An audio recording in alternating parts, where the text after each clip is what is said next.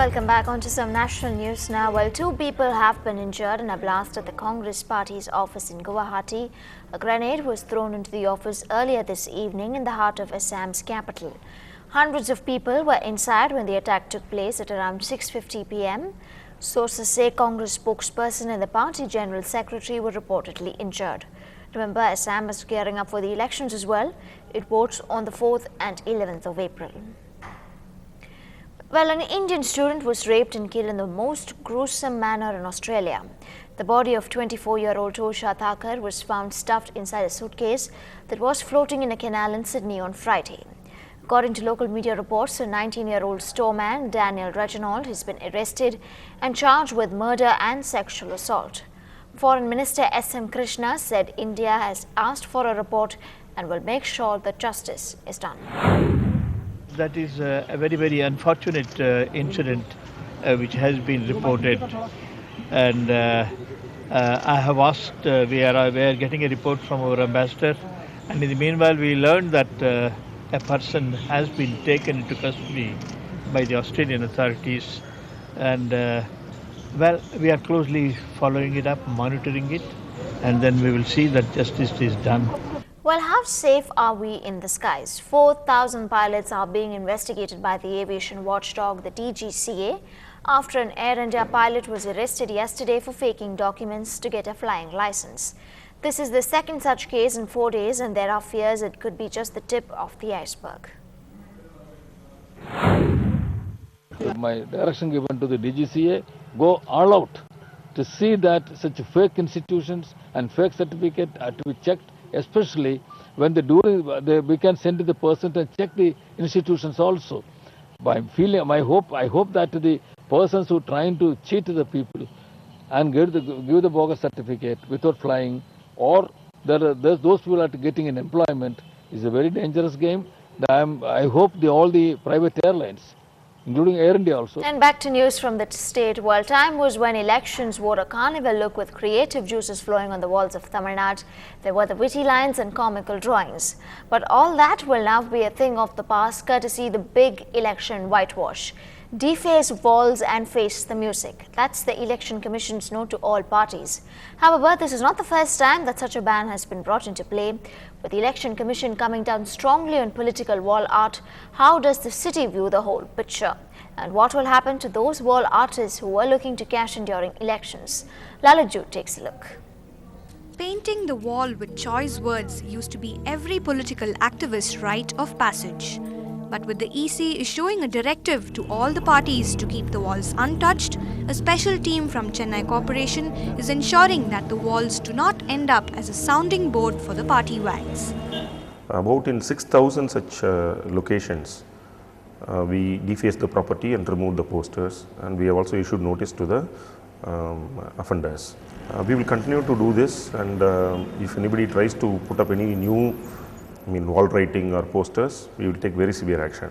The Keep It Clean drive seems to have found favor with not just the man on the street but also politicians. All political parties used to deface the newly painted walls and rupture the image of the streets and walls. Now, after the strict instructions of the Election Commission, now the election parties are prohibited, banned from defacing the walls. It is very good sign. Generally, every election போது அவங்க poster painterலாம் அடிச்சு அப்புறம் திருப்பி repaint பண்ண வேண்டியிருக்கோம் நாங்கள் தான். இந்த வாட்டி because of the election commissionனால பெயிண்ட் அடிக்காது, it's a good sign. While the clean walls may be a good thing, the drive has put a few out of jobs, especially wall artists. இப்போ இந்த election இந்த மாதிரி election வந்துச்சுனாலே ரொம்ப பிஸியாக இருப்போம். வழக்கமாக ஒரு 5,000 ரூபா 10,000 ரூபா அந்த மாதிரி சம்பாதிக்கணும்னா அது மாதிரி 10 மடங்கு நாங்கள் சம்பாதிப்போம்.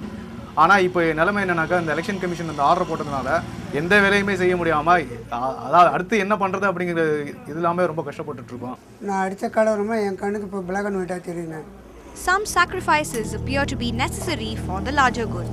In Chennai with Lalit Jude, Divya Kumar for NDTV Hindu. And finally, the Ninja 250R has been enjoying a successful ride ever since its launch.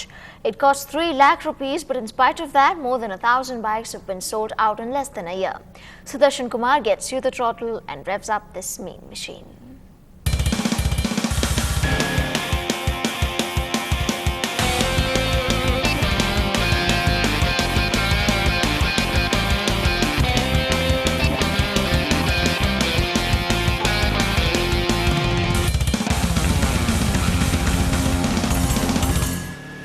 In less than a year since its launch in 2009, the powerful Ninja became the first multi-cylinder super sports bike in India to reach a customer base of 1,000. The Ninja is smooth, it's very smooth. The gear shift is like really awesome. Bit costly, but when you drive Ninja, you will feel the supreme power. You can say that you are sitting on a sports bike and driving with its sound, with its pickup, with its mileage. If you look at it as in what value we are getting, value-wise, it gives more than what we pay. The maker of the Ninja, Kawasaki Bajaj, celebrated the success with a special training program for its owners across the country.